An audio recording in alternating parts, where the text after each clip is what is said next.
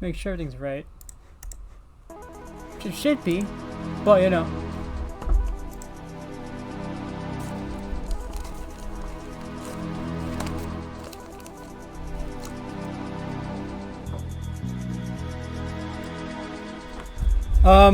Oh, jeez, it's too loud.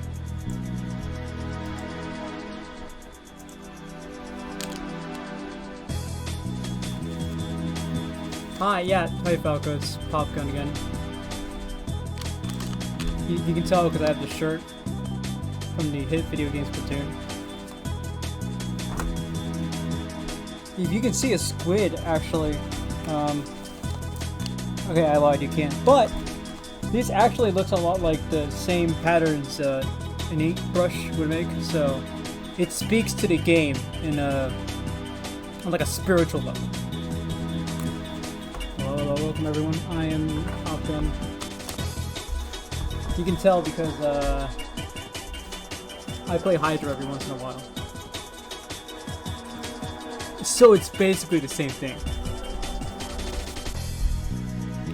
How do you guys... Okay, well, let's ask two questions. One, how's the audio? Secondly, how do you guys wear glasses with headsets? Do you just place the... Do you place the thing, like... Do you place this, like, right on top of the ear? Or do we just, like... Screw it, we're gonna do this, and then just see if it feels uncomfortable or not. Here's the thing you don't. Under the cup.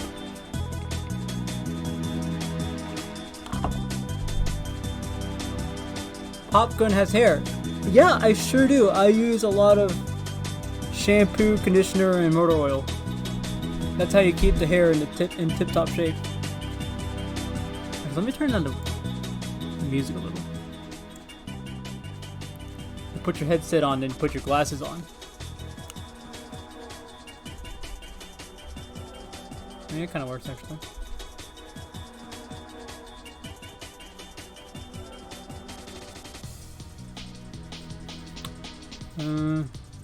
I'll keep this up.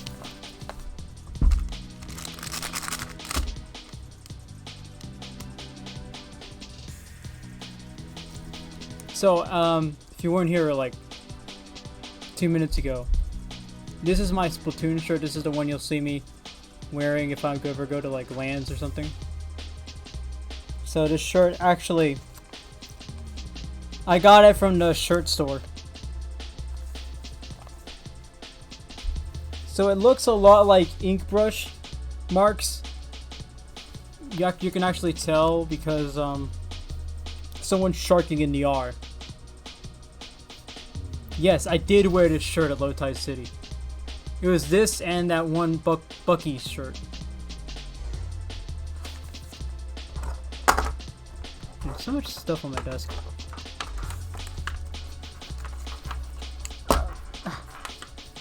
No! No Popcast! How dare you desecrate the name of the Popcast? Okay, does anyone remember that sign at Low Tide City that said like, we love Popgub? Was it Popgub? It said Popgub, I think.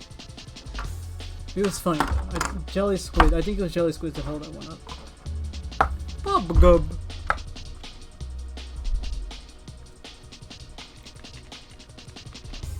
There's still liquid in there.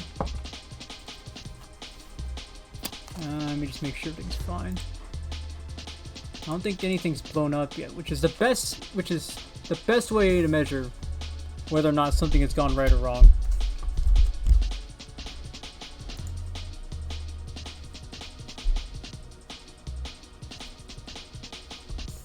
Is there anything else I should do?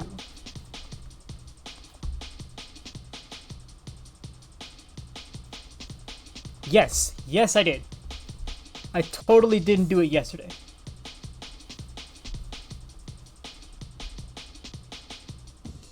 And part of today. I procrastinate. Anyway, guys, Popcast. Hey, I'm the guest host and everything. That's awesome. Can't wait to see how this goes in the VOD. Anyway, hey, Woomy. You can tell. Actually, hold on. No. What you don't know, Woomy, is that I actually made an Ink Bashers jersey.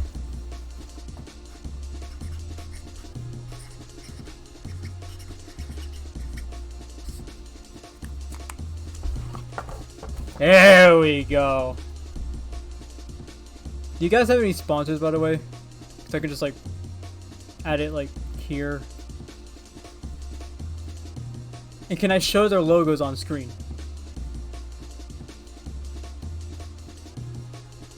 Maybe have like I don't know. I'm trying to look for a brand that I can say on stream, or at least I hope I can. How are you guys liking the song, by the way? It's not actually a single song, which you'll probably realize in like a few minutes or a few seconds. I timed that perfectly. Holy shit. Oh.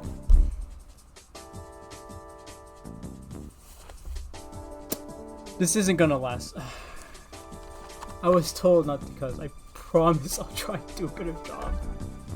Hey, Cactus. How's the cactusing going? You can make Dust a sponsor of the weekly recap. I will consider that. I do have a few brands here, though. There's like a couple on my desk because my desk is a mess. Yes, Toma. Popgun has hair now. He's also Mexican. He's also a runner. Did you know that Popgun has a half marathon record of 1 hour and 23 minutes? Cactus, okay, look. That wasn't intentional. I'm trying not to. However, try is a very, I want to say strong word because I am trying. But sometimes you let the odd one slip out. And I apologize. I apologize to Twitch, the Popcast. Curing on the Popcast. Unfortunately, I can't do that.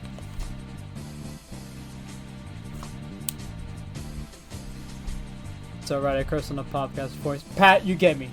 You get me. I like it.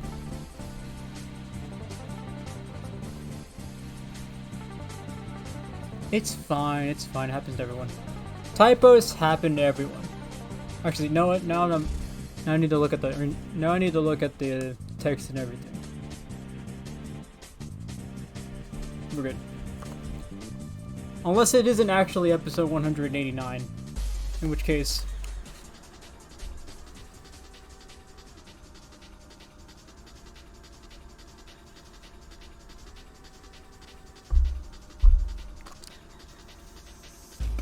it's going to be a little funny getting to the community awards section, because there's one section where I wasn't particularly like, I don't have a lot of knowledge. Actually, I gotta fix this now. It's starting to clip. Anyway, I don't have a lot of knowledge in particular sections, so I know there's one for Salmon Run. Truth be told, I don't play Salmon Run. Nothing against the mode, by the way. It's fun on a few times that I do play it, but I don't know.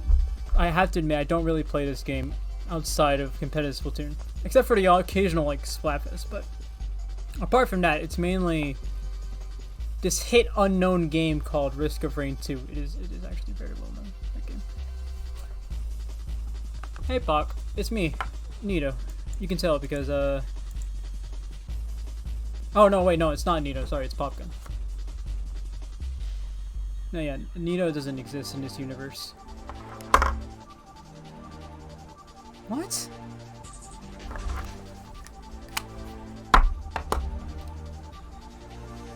Nito gun. Pop Nito. Popto.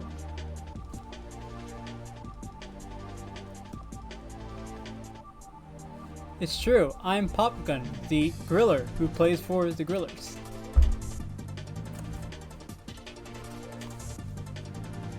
New incarnation? What are you talking about? I've been Popgun this whole time. Absolutely. You know, you can tell because Popgun plays Tri-Slosher. The best weapon in the game. Remember, quote that, y'all. Popgun said Tri-Slosher is the best weapon in the game. It is. He said it, you know, not... I said it. I said it. If you play for the Grillers, do you hail Hydra?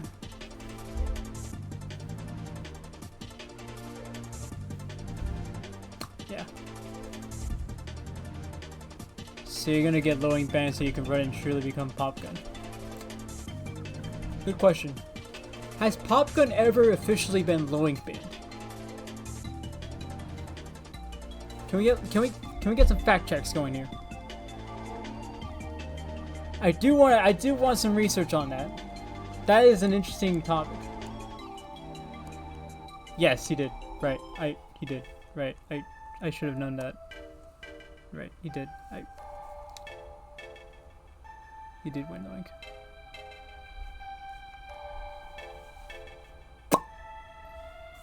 It's okay. I have the Splatoon shirt. Sponsored.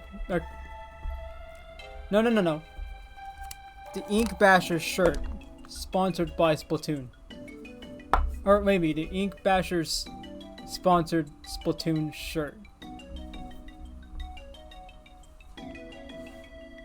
Can we unban Popgun and miss Popgun so they can play with their child and call the team the Popguns? Well, they're still missing one. It's Popgun, Miss Popgun, Popgun Jr. So then we need like a fourth. Oh! Good point. Good point, Anderson. Good point. They do have a dog. What does this dog... Do we have any information on what the dog means? Because right now we think Popgun plays Hydra, Miss Popgun...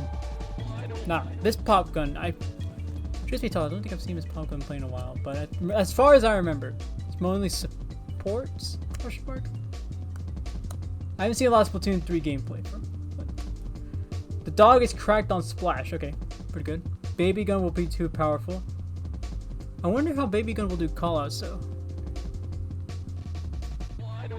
Is it just like a bunch of babbling?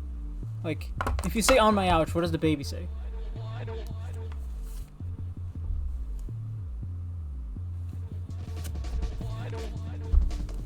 Okay, hold on. Actually, I'll be right back. Can you close it? Can you guys take care of chat while I'm gone?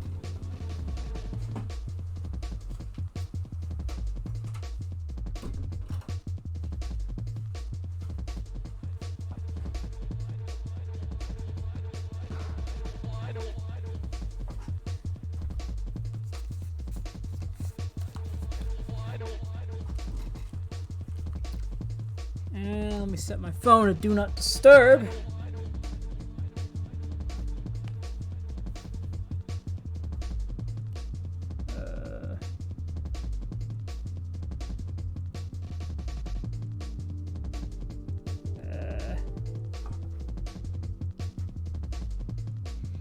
These gosh dang Apple telephones.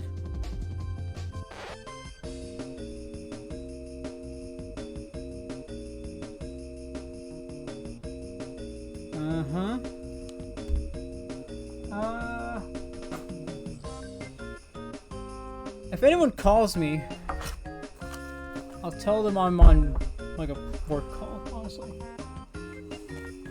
This is my job now.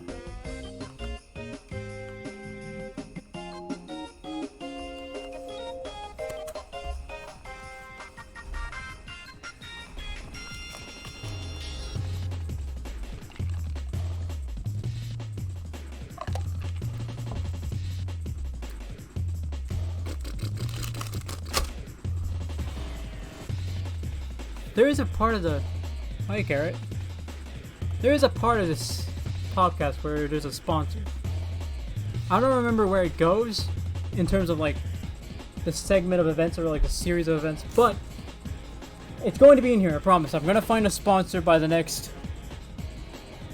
hour. After Weekly Recap.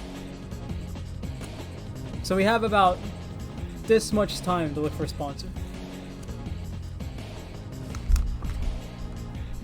about like a foot long to find a sponsor. I don't actually know. This is 8.5 by 11, so maybe like it is sponsored by SendoCube. Good point.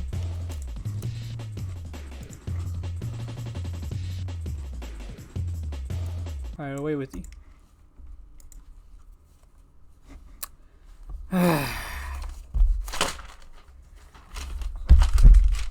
Hello, friends, and welcome back to the Popcast. Woo! I've always wanted to do that. Anyway, whenever you're listening to this, whether it be live or VOD, Twitch, YouTube, or Spotify, whether you're selling your NA Championship controller that somehow didn't come with a free copy of ARMS, preparing for failure as you chose Fry's team forward to Splatfest, because, sorry, had to slip that one in. Or appreciating the fact that Splatoon 1 maps were wider than about 2 yards. Whatever it is that you're doing right now, I appreciate you taking the time out of your day to listen to this. Unless I don't. Oh man, I'm glad being a guest host gives me an excuse to not touch grass. I'll tell you why. It's right now, it's currently 102 degrees outside, so about 40 degrees Celsius for my Celsius fans. So a little warm. It was cloudy for about 30 minutes, which is actually a record so far for the last 2 weeks. So, kudos. Pretty good out there. You know, if you do end up not melting, you can actually enjoy the day. And, yeah, pretty much staying inside, staying hydrated, making sure you stay cool. I would show you my cat, but she's asleep, so just imagine me holding a cat right here. Some fun stuff actually happened on Twitter. So we got a Splatoon LAN, or not Splatoon LAN, I know LTC Esports announcing something's going on in Dallas. I am very excited. I am a DFW guy because I live in this area. So I'm like, let's go. I'm ready. I'm ready to punt kick a little kid who thinks they're good at Splatoon. I do this all the time in X-Rank. No, yeah, well, depends. But there's also the ranking system coming out from Sendo, so that's pretty interesting. Are we ready for this? I'm ready. I'm ready to have a ranking system that actually, isn't incredibly outdated. I'm ready. You're not Div 8, you're like bronze rank. What does bronze rank mean? It means you're bad. Do I know when the next Ludi season is? Eventually. And a quick shout out actually to Riptide. Riptide has now become the biggest Splatoon LAN in history, and registration is still up, so if you have the ability to go, and if you have the time to do so, go to Riptide. LAN experiences are so cool. I guarantee you will not be disappointed. I guarantee it. Having that sort of community aspect that you don't get from an online tournament makes everything much better. And I can tell you from experience, being a Low Tide City enthusiast. Speaking of future events, let's go over some news that may be of interest to the casual listener. Speaking of which, starting off with Squid Junction, a bi-weekly tournament for the North American crowd. It is uncapped, and I believe it's single elimination, if I'm correct. Which, I don't know. I probably should have done more research into this, but yeah. They should host a LAN in Nebraska. Anyway, that Squid Junction will be on August 12th. The day before, From the Ink Up is going to be a bi-weekly tournament for newer low-level teams, and there's been a lot of star power coming from that side of the competitive scene. Low-ink band teams such as Octopi, Ikoryoku got their start here, so be sure to check that out as well. We also got Level Up, a new weekly tournament catering to the mid-level audience. Their one request is that you be low ink band or be part of +3. and that's going to be August 11th as well. And we got to give a shout out to our weekly tournaments, swim or sink and paddling pool, both going on Wednesday, August 9th. 2 weekly tournaments, both without a skill cap. It's going, I know for at least swim or sink, it's going to be groups 2, single limb, always fun stream. Both are going to be streamed. However, paddling pool, I must mention, is going to cater to that European crowd. Swim or sink for the North Americans. All that and more. But first, we must venture over to community awards. Lots of tournaments going on. And there was some going on this weekend. Some going on in the next weekend. Going on this week even. But we cannot forget the people that bring us together. And the community that brings us together. And as such, we must also reward them for what they've done for us. I must introduce y'all to the Splatoon Community Awards. It's a little awards show hosted by Inksanity, a collective of Splatoon YouTubers. Currently, they're in a voting stage right now, so be sure to check that out. I'll actually see if I can put the link in the chat so you can check out. We're going to go over some of the candidates, and I'm actually going to take you to some of the candidates as well, because I'll be honest, I did not memorize this I did not memorize all the candidates, so stick with me here. Just bear with me. Put that in the chat right there. Don't mind me, I hijacked Nito's profile. I'm still Popcorn. Yeah, you know what, Cactus, I will be honest, I'm surprised I didn't see your name on this list. There are a lot of people, like Cactus, Gus, Captain Bob. I think all of them deserve a spot here to some capacity, but alas, we're going to venture and look at some of the candidates for each category. Starting off with Splatuber of the Year, we've got Jmoji, Squid School, ProShara, and Vic. I'm gonna say Vic for short. Trust me, I know how to pronounce absolutely everything. So, Splatuber of the Year. This one is probably the big one. Actually, it is a big one, but you know. Jmoji is actually, well, I mean, I've heard this name for a while now, so I know Jmoji is probably one of the biggest casual Splatubers. I know Squid School, gosh, I love all the stuff Squid School does. I know they made one particular video that I liked, just by what the name of it is. And it's like it's rules of the road for your team, staying out of your teammates' lane. There we go. I was looking for it. And I was like, oh my god, that's such a great way to like summarize things and just make it known in like a common form. Just put it in a common way that anyone can understand. I love it. And then there's also ProShara, which, I mean, I like to consider ProShara that little bridge between the top level competitive community, the lower level community, and all of the casual fans. Vic as well. I think Vic and Jmoji I put in the same category, but still, there's a lot for me to think about here. I think, although I have to say, just for what I mentioned earlier, I'd have to give my vote to Squid School. ProShara is a close second. I will admit I don't usually watch casual Splatubers. I think I should. I really should. Like, there are a lot of them I know that make great content, and I really should give them a watch, but just based off what I know out of all these, I have to give my vote to Squid School. Competitive Splatuber of the Year. The candidates are ProShara, Dude, that SRB2 Dude for short, Squid School, and Chase 24/7. Now, ProShara and Squid School, we already talked about. Dude has been around for the longest time, man. I still remember when Dude made I think he also made Splatoon 1 content. I definitely remember his name being in Splatoon 2, though. But, man, Dude has been around for the longest time, makes some of the most humorous content. And I think he still plays, oh, no, yeah, he was in Spark.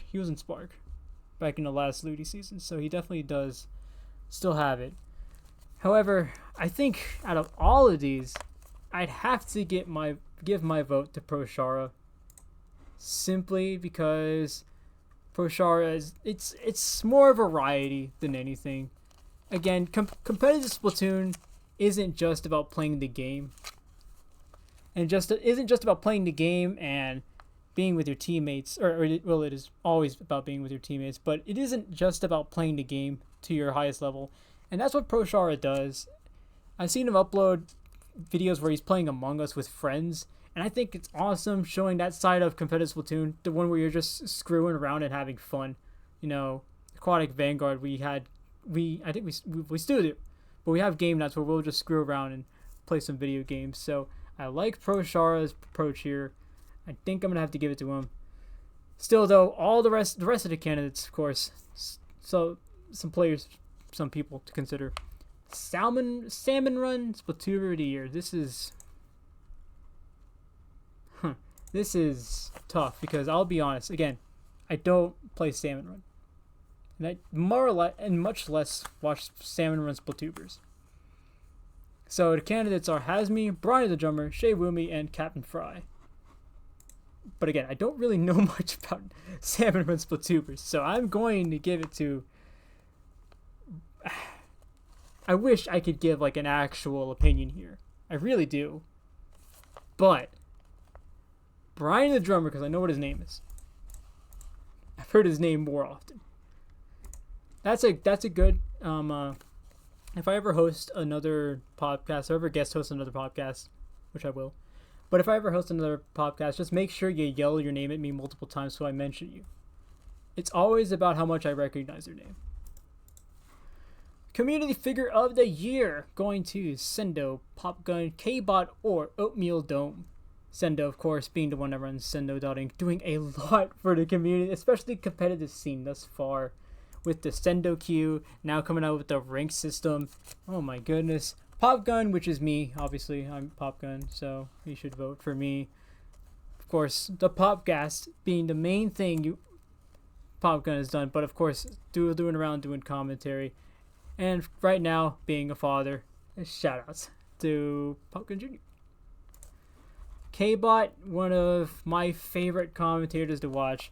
I love the way K-Bot is so analytic and so knowledgeable, but he also makes sure to include his humor into whatever he does, because I love just how I don't know, there's just something about being so analytical but at the same time being so understandable and being so like presentable without sounding like a complete nerd,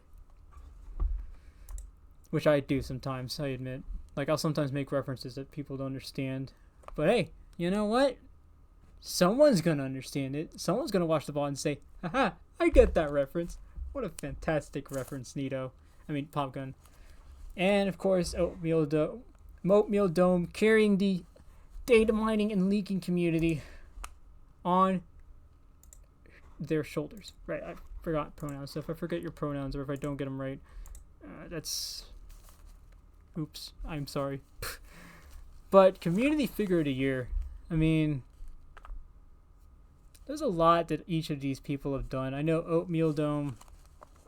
I look at a lot of the stuff Oatmeal Dome does because it's so informative, just talking about what's going to come up next. K-Bot, again, one of my favorite commentators ever. Popgun, who gave you the opportunity to do this little thing right here. Alright, I still snuck into the studio, so I guess, like, by proxy, he gave me permission because the door was open. I have to say, I would have to vote for Sendo. There's a lot that Sendo has done for the competitive scene. It's mainly the fact that we're going to have a ranking system that is up to date, that is more or less accurate, but it's not outdated to where I can say, oh, I'm a Div 4 player. No, I'm either a silver or a gold player. It's awesome. Montage of the Year. Knock You Out. Actually, some of the links are on the survey, or not the survey, the voting list as well. So, Knock You Out, or watch this Splatana Wiper community montage, and every Splatling is bad. No, it's not. Every Splatling isn't bad. I gotta say, the community montages are something that's pretty cool. Having those clips where you can showcase the best that a weapon has to offer is always going to win my vote, just because it's like a showcase of multiple different skill levels, but at the same time, it's every single one of those players showing that this weapon can do many things and it can do it very, very well. Which is why I'm saying we need a YouTuber montage. YouTuber is becoming really, really good. It shouldn't do as much damage as it does right now. And we need a montage of people hitting 360s with them. Anyway. So, Montage of the Year award, I have to give it to the Wiper Community Montage just for that very reason. Again, having that sort of community feeling, community sensation where it's a lot of people gathering together to showcase the best a weapon has to offer. But at the same time, it's showing these people's separate skills and showing how well they can do. So it's like, we're promoting this thing, but at the same time, we're also promoting you. I like that. Streamed Event of the Year. Our candidates are InkTV Resurgence League, playing Splatoon 3 for 500,000 subscribers, Splat Draft Randomizer Tournament, and IDYLL2. In case you didn't know what that stands for, I don't know. I'm kidding now. But there's a lot to discuss here. Because InkTV Resurgence League and IDYL2 are some of the most popular tournaments the competitive scene has ever seen. Both for good reason. I think the InkTV Resurgence League was one of my favorite things to watch because you had all these top level teams playing it out week after week. And then my favorite part was the playoff system where it was 2 sets, or actually, as was it best of 3 sets? I know there was more, there was usually 2 sets played because Idol. Oh yeah, it is a word. No, it is a word. No, Idol. I'm doing great, guys. I'm doing great.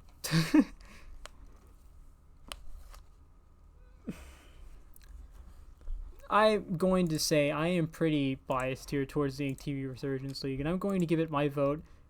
I think the InkTV Resurgence League was really, really fun to watch because you had all of these great teams, and it doesn't seem like another tournament where it was just, or like any other major tournament where it was like one team's better than every other team.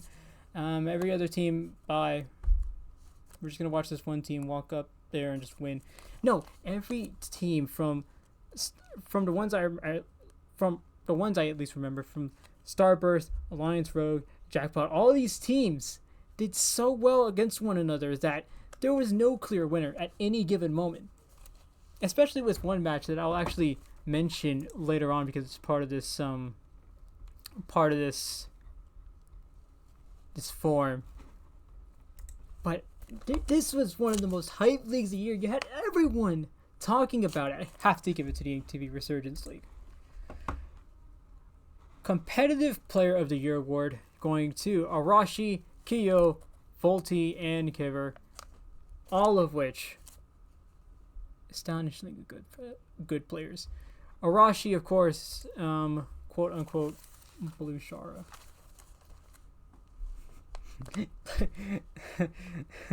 Oh, Blue Shara. That's yeah, that was a moment. I hope Blue Shara isn't stuck in New York City. Anyway, let's talk about some of these players. Arashi, Hio, Volti, Kiver. I think we saw. What the heck's going on here? Anyway, I think now one of my favorite moments from Kyo, and I think the reason I want to vote Kyo is because it's gonna sound really stupid, but there was a clip back in Splatoon 2, and my boyfriend's probably in the chat. He knows what I'm talking about. But there's a clip during Splatoon 2 where he's like, I don't know if someone in chat called him Div 5, but he's like, I'm a Div 5. We should have thought that earlier. I give Div 0. Get your in the room. I thought that was the funniest thing ever. Oh my god. And again, if you're looking for actual opinions, this is the place for it. No, I'm kidding. I do actually give opinions every once in a while, and I will later on with our third topic. But Volti, Kiver, and Arashi are all very talented players. I know Volti was basically the heart and the soul of Alliance Rogue, and especially with how that comp worked, all worked around the carbon. a weakness that would be exploited eventually during anyway, I still have to give it to Kyo-chan just for that one clip, because that one clip is man. Alright, someone asked for the link. Let me go ahead and pop that in chat. Can I pin this? Oh, I can. That's awesome. We'll just do that. There, so it's pinned. If y'all want to go look at the candidates and make your votes, you're more than welcome to do so. We're going to move on to the Legacy Award. Legacy Award, the candidates being Dude making a second appearance, J-Moji as well, Vic Villion making a second appearance, and Octoboy. Octoboy is a name I haven't heard in a while either. Wow. I remember there was once a time you came up on my recommended on Twitch. I've also heard of you from Twitter. Well, that's good. I'm glad you came to the podcast. Me being Popgun, obviously. I should note that I'm not actually Popgun, but just for his sake to stream I am. Anyway, the Legacy Award going to... Look, I do like all of these streamers. I do like what many of these people have put up. I know Octoboy, I haven't heard their name in a long while. I know they still make streams, but I still make content, but like, man, a lot of names here. I still have to give it to Dude, though. Dude being my favorite thus far. I remember a time when I was watching... I remember a time back in Splatoon 1 when I was watching a lot of Splatooners, because I didn't have Splatoon, so I would just watch all these Splatooners thinking, wow, I do want to play this game eventually. And, well, obviously I did, but I have to thank all of these people for getting me into the game. Especially Dude. I used to watch Dude streams a lot. I still do from time to time, but I have to give this, like, my vote will go to Dude just for that. But again, I'd still, if Dude wasn't here, I'd probably be going to Octoboy as well. Splatoon 1 content was a different time. Does anyone remember Whitehawk? Is it just me? I remember Whitehawk. Whitehawk was, I want to say, the precursor to another particular Splatoon streamer that I will not mention, who has broken the table at least more than once. Anyway, Rising Star Award. The candidates being YTTR Beam 2, Zorkonic, Jacob Katz, and Frags. They are rising stars. That being said, I don't really know many of them. Again, I don't watch a lot of Splatoon content, which I should. I really should. There's a lot of people who do great content, and I might give some shout outs to them after the stream, but there's a lot of people who make great content for Splatoon, whether it be on TikTok, Twitch, or YouTube, and it draws a lot of attention to the game, which I love, but I don't really know these candidates too well, so I'm not sure who I'd give my vote to. We'll come back to that. Hidden Gem Award going to Sour Breaks, Owl's Eggs, The Stone, and Ghosty. Now, I will say I have heard of one of these people. I heard of Ghosty. They usually make some montages, or I guess Splatfest video, which I guess it's also, I wouldn't say montage, it's more like videos to where, it's more like videos and like, I want to say highlight clips, not like in the same sense of like competitive players making highlight reels, but more like little bits of video. I don't know how to describe it. Ghosty currently being the only one I know, I'd vote for them, but I really do want to watch the rest of these YouTubers to see what kind of content they also produce. So I'm gonna keep an eye on that. I'm gonna keep an eye on that one. Oh, I should mention, I believe, I don't know how long this form is going to be open for. I think it might say at the top. Don't see anything yet, but I don't know how long this form will be open for, but keep an eye out for that. Map of the Year.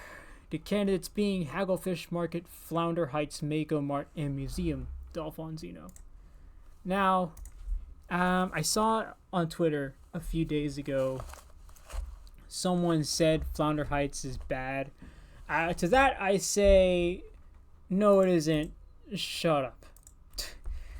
No, that's a little harsh, but I still think Flounder Heights, while it's not, obviously it's not the same as it was in Splatoon 1, I still think Flounder Heights is probably one of the most varied one of the most unique maps in Splatoon 3, which kind of says something about the game's map design, game's philosophy and map design.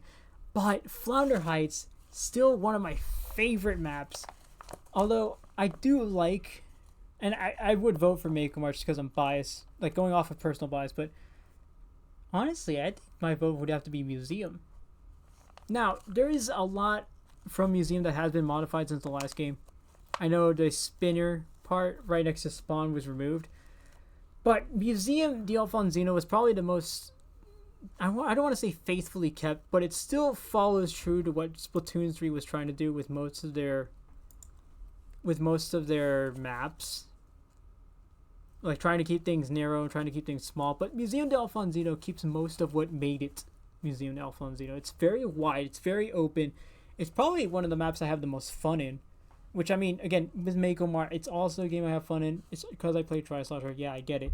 But if I had to say it from a non-objective standpoint, it has to be Museum d'Alfonzino. I think that is my favorite map thus far. That's going to be getting my vote.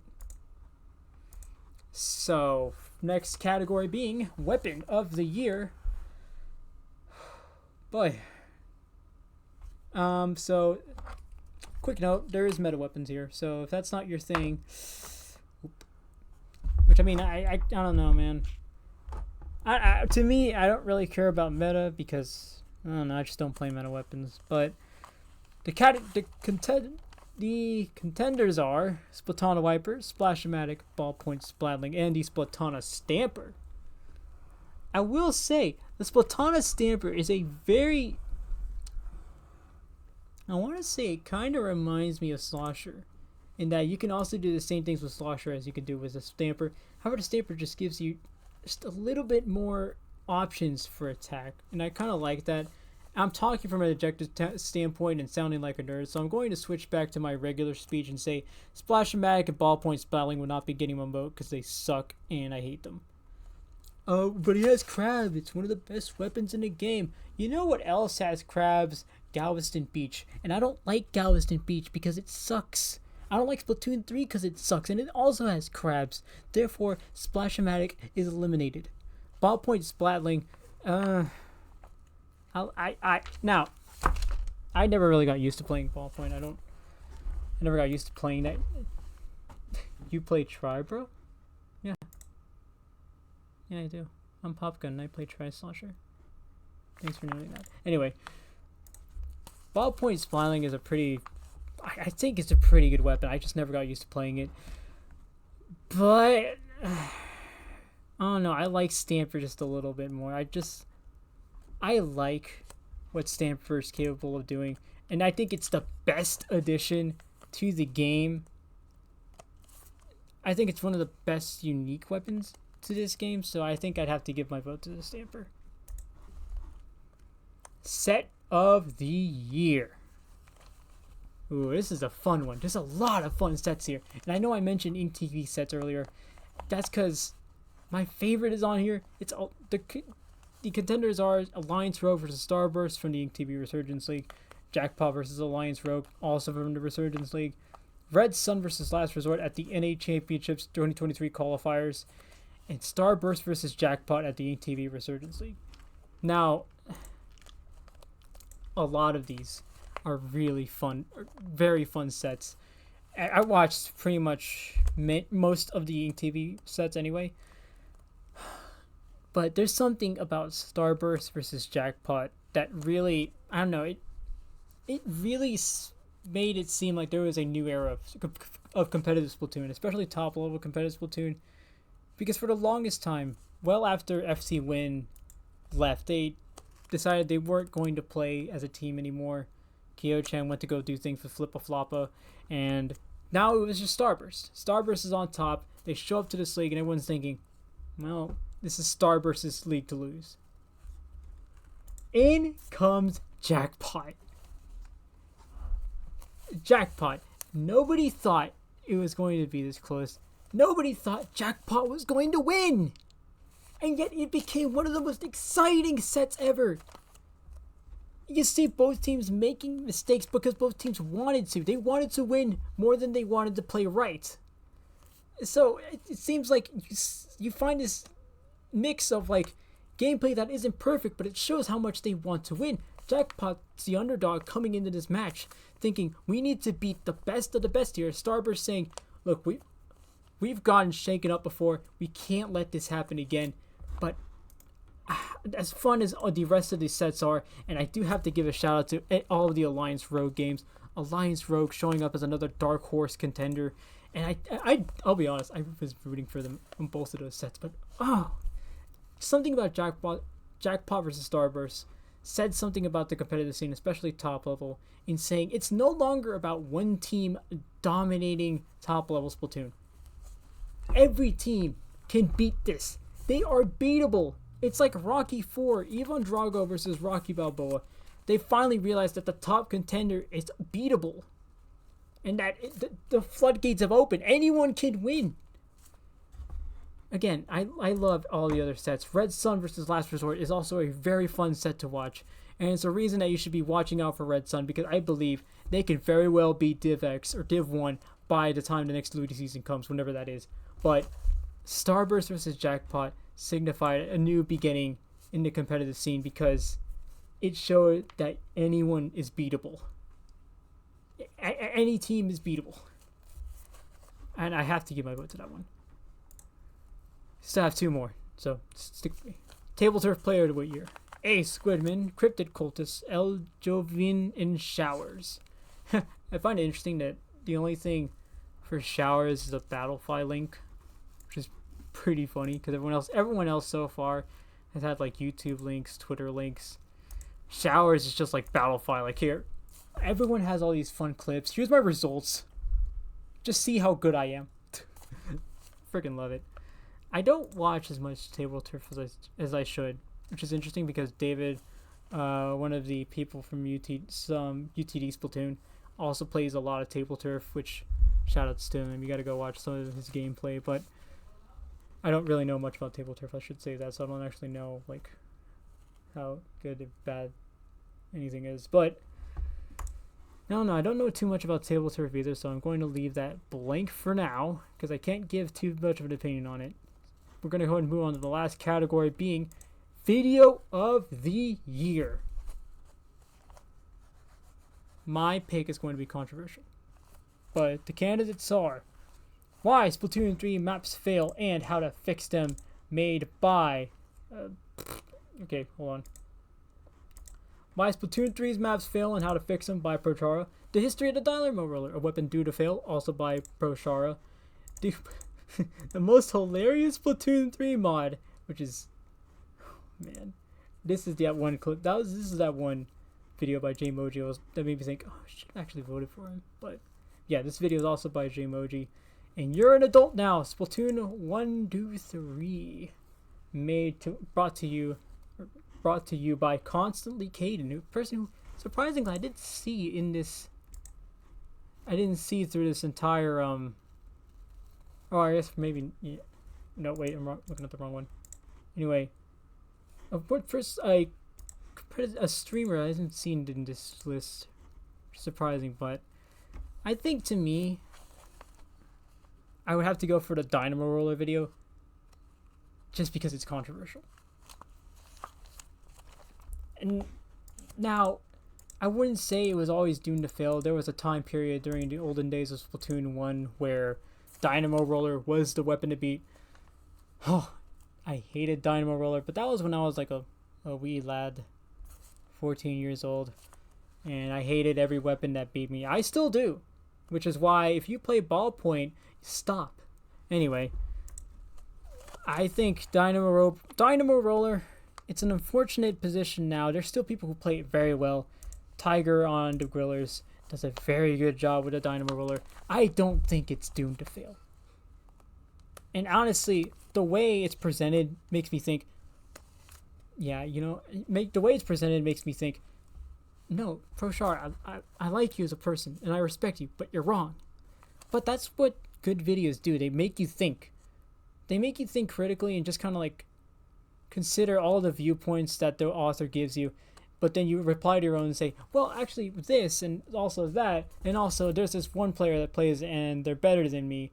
So, I'm easily amused. No, I'm kidding. But my one favorite part about videos is the videos that make you like think about it and say, or the videos that make you consider, is this guy really telling me that this sucks? Should I listen to him? The answer is always yes, because then that gives you an ability to counteract with whatever. But I do like the way Dynamo Roll is presented here, and I'm going to give my vote to that. And with that being said, that is it for the Splatoon Community Awards show. Be sure to give out your votes in the pinned link in the chat.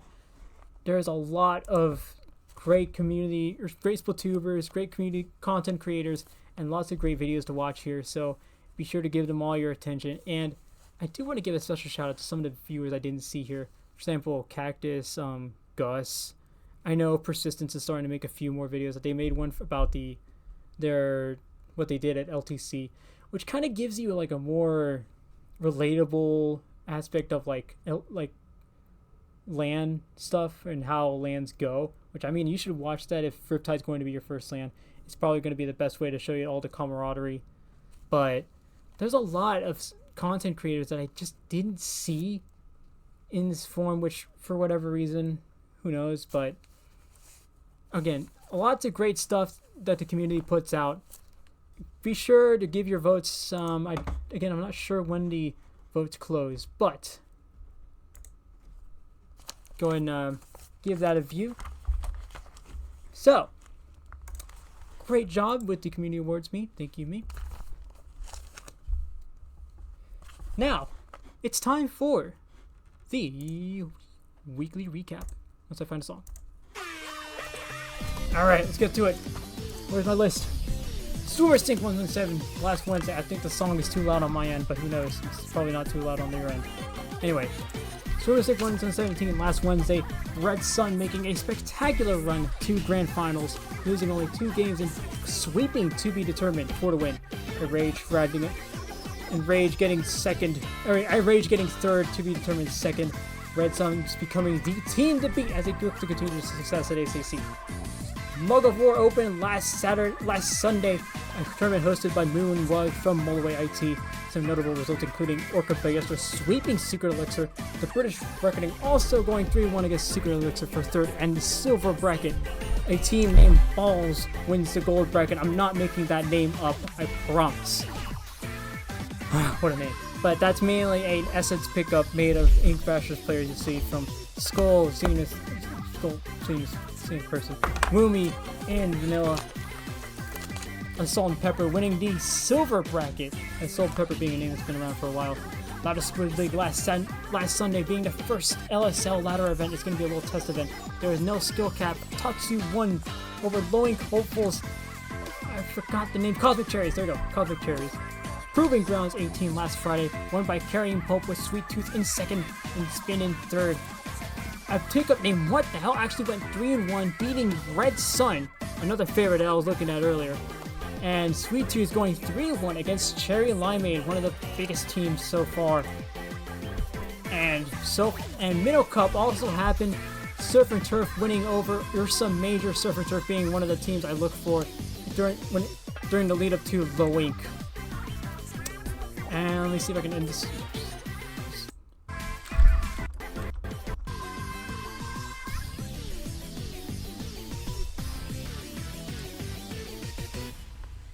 And that is the weekly recap.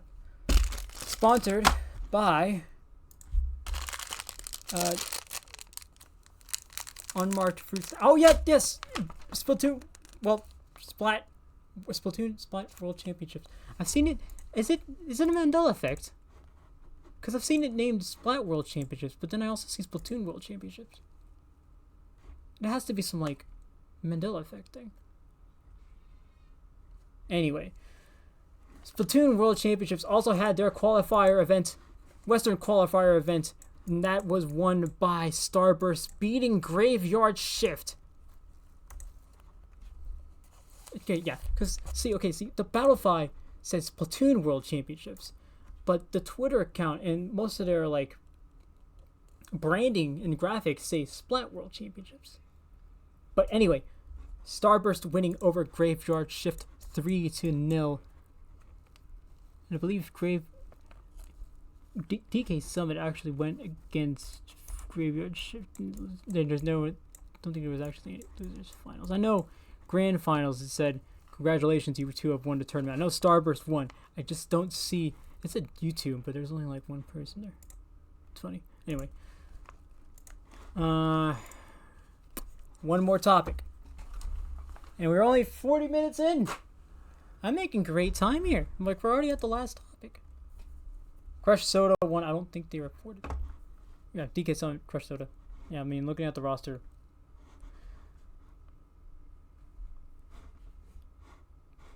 Anyway, moving on to our final topic. And this is a contentious one, because I know there's been a lot of talk about these two, and why about these two levels of tournaments, and why we should have more, why we shouldn't have more, blah, blah, blah, blah, yada, yada. Now, I should mention, before we get any further, I'm going to be using my own definition of... I should be using my own definition of low level and not low level. That being, and this is a very rudimentary system, so you can yell at me all you want, but I define low level and not low level as by how well you would do against a lowing champion. How well would you do against Bloodwalk? How well would you do against, say, Lois, or maybe even J. Croutons, or Splat-A-Lot A?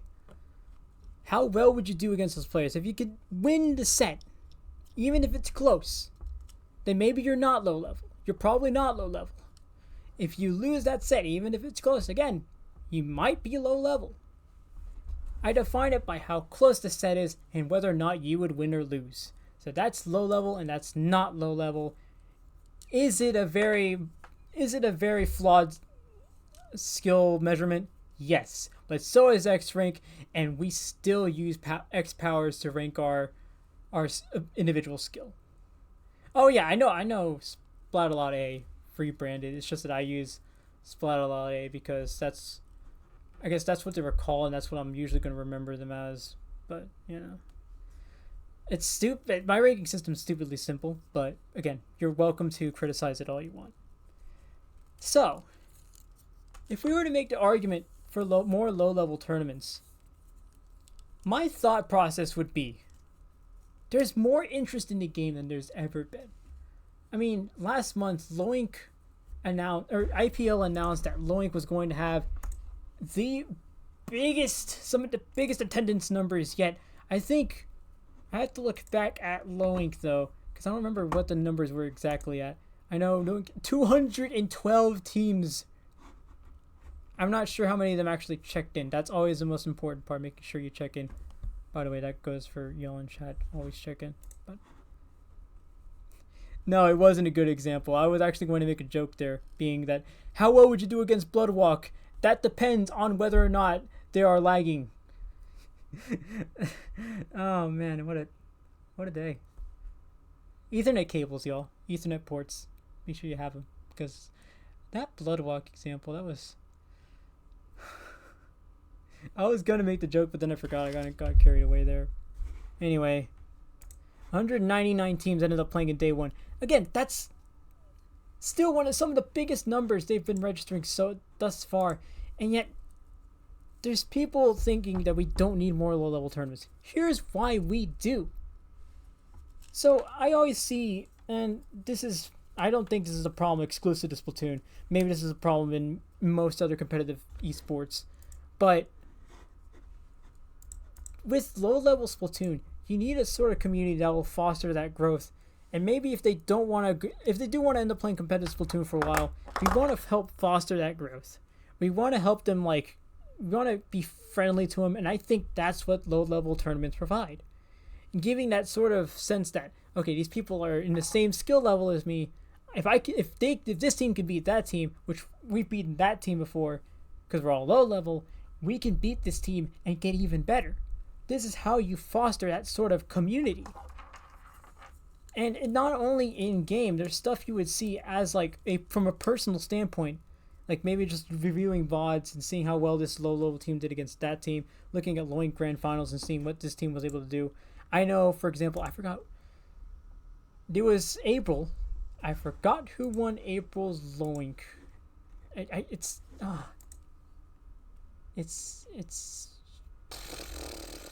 the name's on the top of my head. I swear, I know what I'm talking about. The name's off the top of my head, but April. It was someone in the chat's going to correct me before I get to it. It was Squid Strikes. Squid Strikes, yes. Watching Squid Strikes pull out a sploosh of all things in grand finals made me think, oh my goodness, okay, we can be this bold and win. We can be creative with our comps and win. Again, this is why I would argue towards low-level tournaments, because there's more interest in the game than there's ever been. Sloink's registering their biggest numbers so far. Most other low-level events are growing more and more. We need to help foster that community because, again, low-level, this is the future of competitive Splatoon. See how far Orca Ballester is going. See how far Iko Yoku is going now. See how far older teams like Red Sun and Persistence have gone. Red Sun sponsored now, and a few years ago, we were talking about them just like as a mid-level team. It was... There's a lot we need to foster here. There's a lot of growth that we can help flourish the scene with. But, and now this is the main complaint that I have, and I know many of y'all will because I've seen it before. Oversaturation. Oversaturation is the biggest concern. Because think about it. We have From the Ink Cup, we have Little Squidly, we have Minnow Cup, we have Low Ink. There's another tournament that I saw when I was doing some research for the weekly recap. I don't remember what their name was, but it's the same sort of skill cap that Low Ink has. And I think about it more and more often. I think that's 5 tournaments right now. I think we already have enough tournaments to where we can foster that development. We don't need more. We still have Low Ink that generates big numbers. We still have From the Ink Up, which even if it's not as frequent as like a weekly, say Swimmer Sync or whatever, it's still frequent enough to where low-level teams can grow and start practicing for those tournaments, play in them, and see how far they go. From the Ink Up is my favorite example because it's a bi-weekly tournament. And truth be told, I don't think low-level teams should dedicate that much into the game because you still want them to grow more as a team rather than as a player. And I feel like if you focus too much as a player, you end up starting to second guess yourself. And while it's good, and I think being able to point out your mistakes means you're getting better as a player, especially when you point out more mistakes, it's when you start overthinking things and you start overanalyzing yourself that you grow too overbearing on yourself. But that's why I worry about oversaturation, because when you have low-level players constantly practicing for every single tournament that's out on the market, it grows into like too much thinking about what you're going to do for this tournament, what you're going to do for that tournament, because this tournament's in a week, but we missed this tournament. It's too much for low-level players to think about, especially when you're helping them grow as a competitive player. I think, now this is my opinion, I think we have enough. And I think From the Ink Up is probably my favorite. Just again, it's bi-weekly. You still have something to look forward to often, but not something to where you're practicing every single week. Which I think that's what low-level players need. They don't need to focus too much on this game, more so focusing on communication, focusing on mechanics, focusing on how they can work as a team, because that wins tournaments. We've seen it before in low-level tournaments. We've seen it before in high-level tournaments. It's mainly that teamwork and that sort of communication and the ability to play as a cohesive unit that wins tournaments. So I think we already have enough, and we'd be worrying about oversaturation if we got to make more low-level tournaments. But again, low-level tournaments are great because you help sort of foster that growth for those low-level players, and that's what they need. They need people that they can work together with, even if they're not on their team, because you still have pickups that win Low Ink almost consistently. So, again, making sure you have that community, but at the same time making sure there's not too much of it, because then you become overbearing on them. So let's look on the other side of the coin. Let's talk about not low level. Let's say you've won low ink. You've done it. Great. Awesome. What do we play next? Well, there's Swimmer Sink. There's Proving Grounds. Squid Junction. Once in a while, you get a major.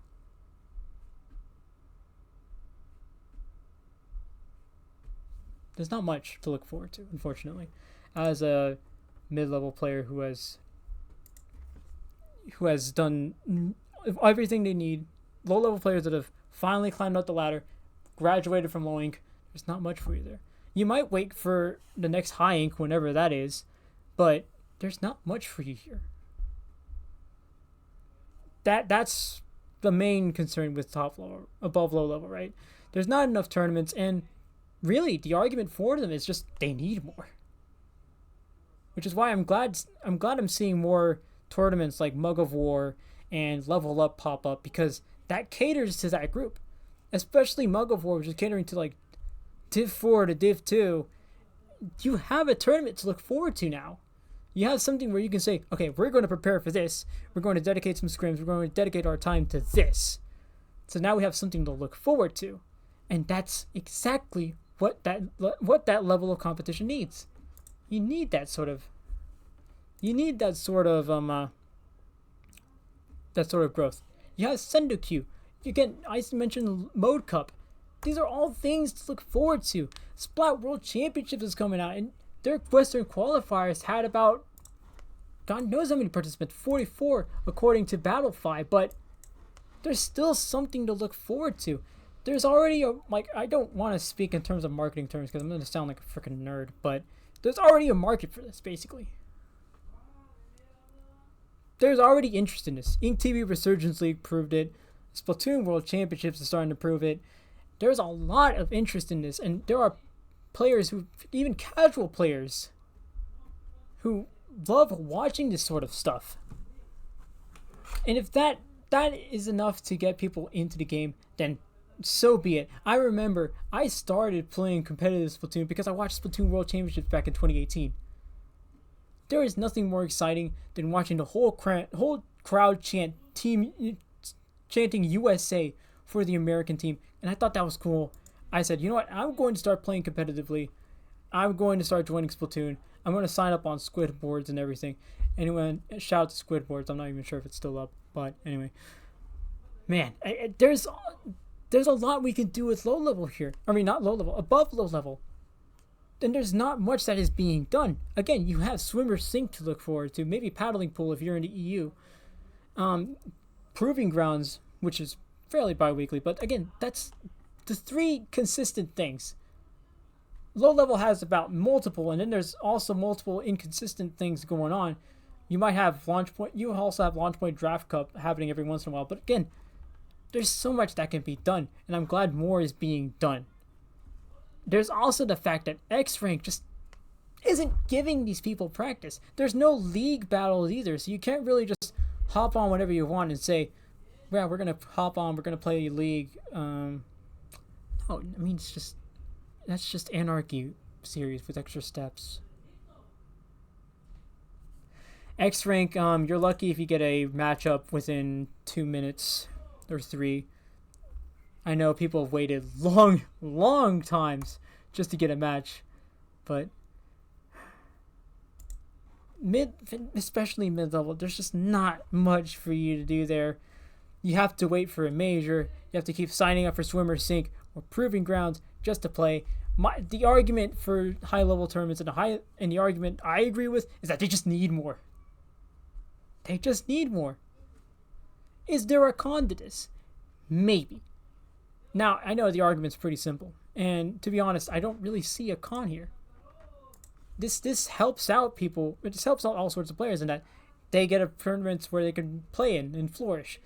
Casuals get a place where they can watch it and say, hey, maybe I want to play competitive Splatoon, and say, okay, maybe I'm not interested in competitive Splatoon. Maybe I want to do this, and this. Maybe I just want to watch and be a fan.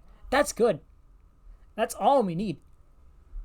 The only issue that I can see with this And honestly, I don't even know if this is attached to like the idea of having multiple tournaments, and that's like, this is when we start venturing into more philosophical stuff, and that's, I don't know how to tackle this one. It's like ego. Too much of it. I see too much of it, and it mainly affects high level players. Which, I mean, I'm not gonna say. Of course, I'm not gonna say like all high level players are egotistical. They're all mean. They're all gonna call you lowing scum and kick rocks at you. No, not all of them do. And besides, I wouldn't either because I don't really care. I don't really care enough to do it. Splatoon is just not popular enough for me to hold grudges, or anyone to hold grudges really. But there is that certain aspect of the game that does make it hard to watch every once in a while. I know it doesn't particularly affect top level Splatoon, but there is some faults to that. And I don't think there's an argument against having high level tournaments. They just need more. And I agree, they do need more tournaments. Let them play. They've been begging for something. You should have seen how popular Sendo Q was. It's coming back again. But at the first time, everyone was using it like crazy. Now we've got a ranking system that they're going to be using. Again, that's awesome. We're getting these people opportunities, and they're playing more and more often. And again, that's just my argument for both. I think, if you want my personal opinion, I think low level has enough tournaments. We have enough to make them grow and flourish. We don't need more because we overload them. Anyone above low level needs more tournaments. We need more there. And even if you're not playing in there, even if you're not a high level player, even if you're not playing there, those tournaments are going to need staff. They're going to need TOs. They're going to need commentators, streamers. They're going to need graphic designers. There's a lot of opportunities here for people to grow. And again, there's a lot of opportunities for people to flourish. There's also the fact that low-level players also grow from the sort of uncapped tournaments. I mention a lot during my lowing previews that any team that hops into uncapped tournaments is going to win every time. Even if they get swept 3-0 by, say, Jackpot, Cherry Limeade, Mictlan Heroes, Rising Wave, who knows? They're going to learn more than they would have learned if they kept playing Minnow Cup over and over again, just because that's a low-level tournament and that's people on your skill level, which is fine. That's great. But you need to start playing people above your skill level. And that's also an argument as to why we need more tournaments for that high-level group and the high-level community. But again, we cannot oversaturate people. And to be honest, we need to renew that interest in top level because people are starting to drop out. And because there's just nothing for them to do every weekend. So that's my argument for each. Again, I don't think there's a argument against having more top level tournaments. I want to watch them. I want to start commentating them. I want to do whatever I can to help them grow. But that is my argument for both. And with that, that is my episode of the Popcast, or my guest episode of the Popcast done. I will be seeing y'all again, however, because I am going to be doing the Loink preview on the 18th, which is next week, or next Friday. I'm going to be joining y'all then. We'll probably have a guest host next Monday. I'm not sure who exactly yet. But if you'd like to be a part of the podcast in every way, whether it be talking in this chat right here, or giving Mr. Popgun a follow at his socials, or maybe you want to follow me as well. I am Nito Splat on Twitch for the rare occasion that I do stream. I'm Nito Unused on Twitter, or I guess X now. Nah, it's still Twitter. Twitter at Nito Unused. And I will probably be drinking water because it's hot outside. Y'all have to stay hydrated. But again, it's this community that makes everything great, and that's why the podcast is still alive and kicking, even with Popgun taking a break for a few days. But again, if you want to be a part of the podcast in any way, follow this channel, follow Popgun's socials, follow my socials as well. And as always, y'all have a good day. This VOD will be up on Twitch, on YouTube, and on anchor.fm /Popgun. But as always, stay hydrated. It's very hot outside. And we'll see you next time on the Popcast with another guest host, which is also Popgun, because I'm also Popgun. But, see y'all.